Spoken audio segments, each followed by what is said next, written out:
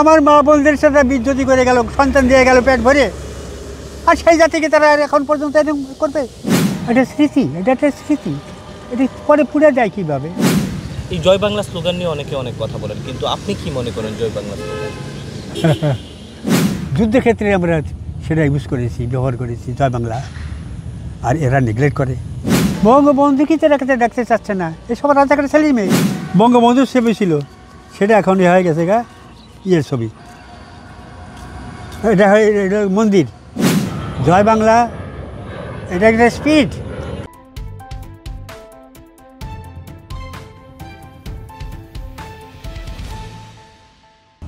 যিনি বাংলাদেশের ইতিহাস থেকে শুরু করে, বাংলাদেশের জন্ম থেকে শুরু করে, পাকিস্তান আমলে সার্ভিস জীবন থেকে শুরু করে তিনি তার জীবনের গল্প শুনিয়েছেন বাংলাদেশ জন্মের পেছনে কার কার অবদান রয়েছে। বঙ্গবন্ধুর সময় টাকা পয়সা সব কিছু অভাব ছিল, সবাইকে মধ্যে বর্ণন করে যাওয়ার পরে। তাছাড়া বাড়ি গাড়ি গাড়ি গাড়ি বাড়ি সব কিছু তো ওরা জ্বালায় পরে দিয়ে গেছে, মানুষের হাহাকার অবস্থা। আচ্ছা, আপনি তো বঙ্গবন্ধুকে দেখেছেন, হ্যাঁ, মানুষের এত বিতর্ক, আসলে বঙ্গবন্ধু কেমন মানুষ ছিলেন এবং বঙ্গবন্ধু দেশের তরে কি, মানে আপনার কি মনে হয়? আমি যে বলছি একটু আগেই, আমি যেটা আগে বললাম, তিনি একজন নবী, he is a prophet.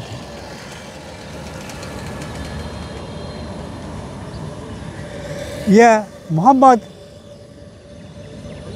Prophet, তিনি রাষ্ট্র পরিচালনা করেছেন। এরকম প্রফেট আরও অনেক ছিল। চীনে ছিল এক প্রফেট, তার নাম মহাপ্রভু তাও। তাওয়ের মধ্যপদ, ফিল দাই বেলি, এমটি দাই মাইন্ড। রোজা, পেটকে খাওয়াও, ভরে রাখো। বৈশাখের কৃষ্ণ নদীর মতন, বৈশাখের কৃষ্ণ নদীর মতন পেট অল্প অল্প পানি থাকবে, কিন্তু পাড় থাকবে শুকনো। নদীর পাড় থাকে, বৈশাখের কৃষ্ণ নদী পূর্ণ স্রোতের প্রসাদ না নিল যদি, শুধু ছিন্ন বিচ্ছিন্ন ধারা তীরে জাগালো পিয়াসী মন, তার মনটা হবে পিপাসার্থ থাকে। সেই রোজা। রসুল বলতেন, যা ধর চিনে যা, চিনিকে দেখবি।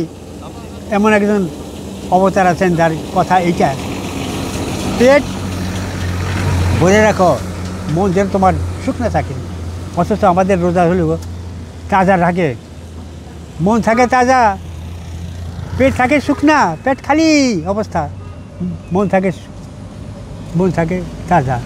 নারী গাড়ি এটা ওটা কত কিছু দেখে, মোবাইল টিপে এটা ওটা সারাদিন মজার মধ্যে থাকে দেখি। আচ্ছা, বর্তমানে বঙ্গবন্ধুর বাড়িটি ভেঙে দিল, পুড়িয়ে দেওয়া হলো, আসলে এগুলো বর্তমান বাংলাদেশ। দুঃখ দুঃখ দুঃখ কষ্ট, এটা কষ্টের কথা। আহা, একটা স্মৃতি, একটা স্মৃতি, এটা একটা স্মৃতি, এটি পরে পুড়ে যায় কীভাবে?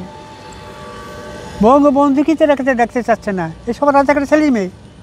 কারা এরা? সব রাজাকারের বাচ্চারা এরা, যারা এই কাজগুলো করছে। বঙ্গবন্ধুর যদিও এটাতে টাকার উপরে 20 টাকার নোটের মধ্যে 20 টাকার নোটের মধ্যে ইয়ের আছে, ইয়ের ছবি, বঙ্গবন্ধুর ছবি ছিল, সেটা এখন হয়ে গেছে গা ইয়ের ছবি, এটা মন্দির হয়ে গেছে গা একটা মন্দির। কত বড় অপমান, কষ্ট হয়। যার জন্য দেশ স্বাধীন হলো, তিনি না থাকলে দেশ বাংলাদেশ হইতো? হ্যাঁ, তাকে নিয়ে গেল সেখানে পশ্চিমে, তাকে নিচে বলেই এখানে যুদ্ধ হলে তার ধরা পড়লো, তাকে আমরা, তিনি একটা কজ হলেন, কারণ হলেন তিনি। এই সৈন্যদের পাঞ্জাবি পশ্চিমের সৈন্যদেরকে আমরা আটকাইছি এখানে, এদেরকে ছাড়ানোর ব্যবস্থা, আদান প্রদান। বঙ্গবন্ধুকে ছাড়ো, তাহলে ছাড়বো এদিকে।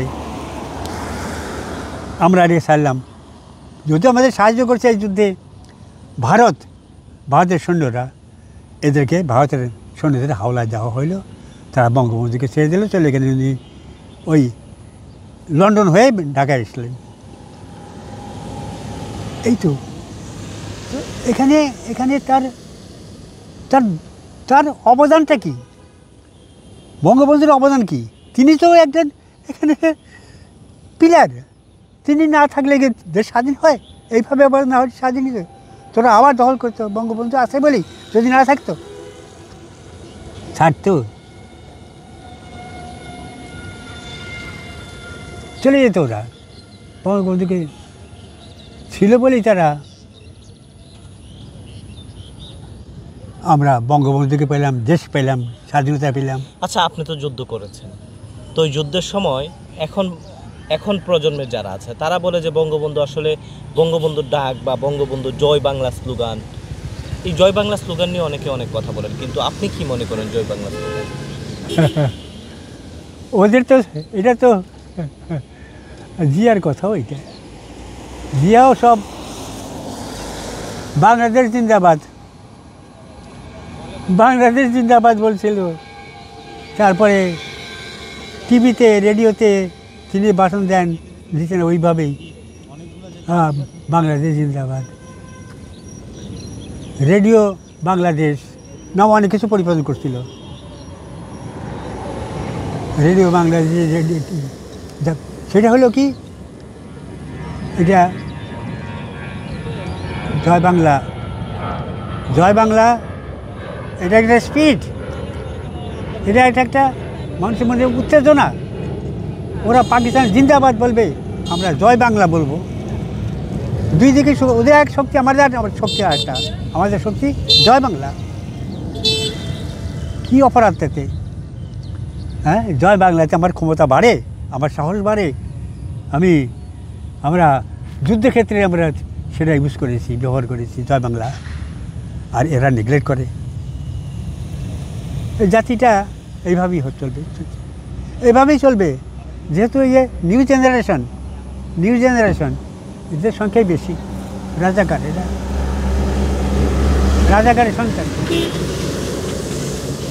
পারবো না ভাই, দেশটা চলবে না এইভাবে, খুব ক্ষতিকর। কথা তো ওইটাই, জয় বাংলা পছন্দ করে না কারা? যারা বলে পাকিস্তান জিন্দাবাদ, জিন্দাবাদ বলে পাকিস্তানের সাথে চুক্তি করে, পাকিস্তান জিন্দাবাদ তো বলবেই, জয় বাংলা তো বলবেন এরা। হ্যাঁ, আমার মা বোনদের সাথে বিদ্যুতি করে গেল, সন্তান দিয়ে গেল পেট ভরে, আর সেই জাতিকে তারা এখন পর্যন্ত এরকম করবে? হ্যাঁ, সেই জাতির এখন তাদের সাথে চুক্তি করবে? আহা, কী অবস্থা আমাদের মধ্যের মাদের, কী অবস্থায় ফেলে গেছে সব। সেগুলোকে পুনর্বাসন করা, বঙ্গবন্ধু কী না করছে এদেরকে নিয়ে।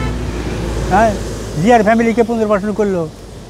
হ্যাঁ, তার ফ্যামিলি তো এই একই অবস্থা ছিল।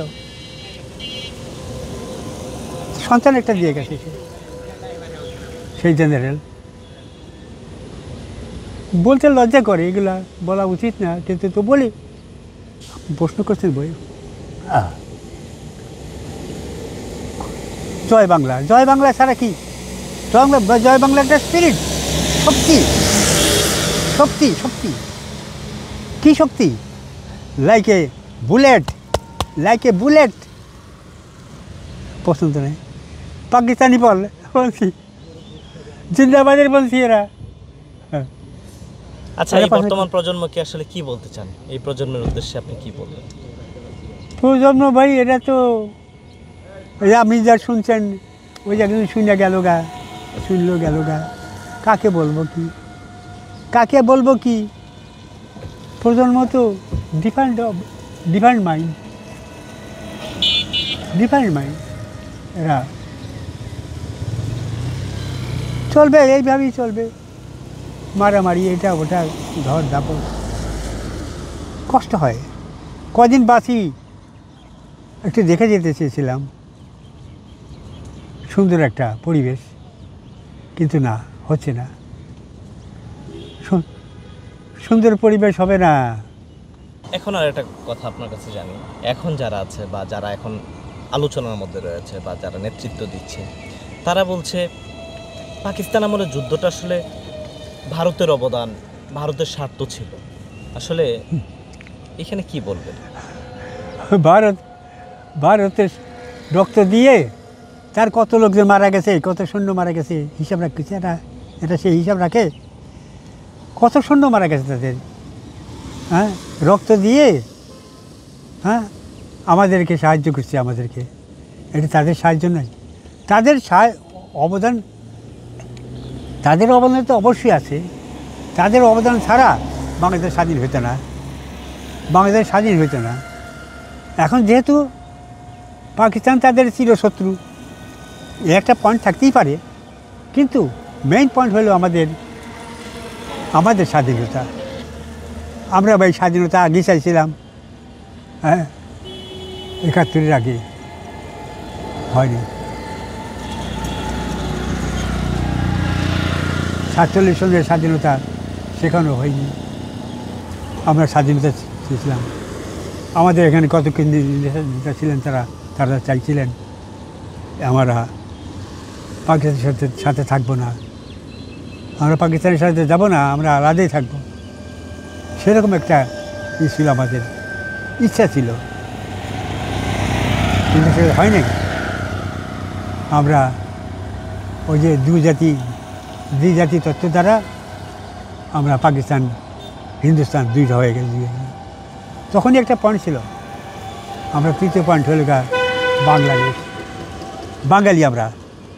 আমরা হিন্দি বুঝি না, আমরা উর্দু বুঝি না, আমরা বাঙালি বুঝি, বাঙালি। আমরা কলকাতায় নিয়ে আমরা যারা বাংলা ভাষাভাষী, তারা আলাদা রাষ্ট্র থাকবো আমাদের, এরকম একটা ডিমান্ড। কিন্তু তা হয়নি। সেই ডিমান্ড চাইছিল ফজলুল হক, তিনি একজন ছিলেন তার নেতা। যাই হোক, আপনার সাথে অনেকক্ষণ কথা বললাম, আপনি কষ্ট নিয়েন না, দোয়া করবেন আমার জন্যে।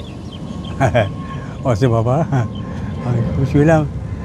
আপনি যদি আসেন, আমি কবিতাটা আপনাকে পড়াবো, কালকে নিয়ে আসবো। দর্শক, অনেকক্ষণ যাবৎ কথা বললাম সেই পাকিস্তান আমলের একজন মানুষ।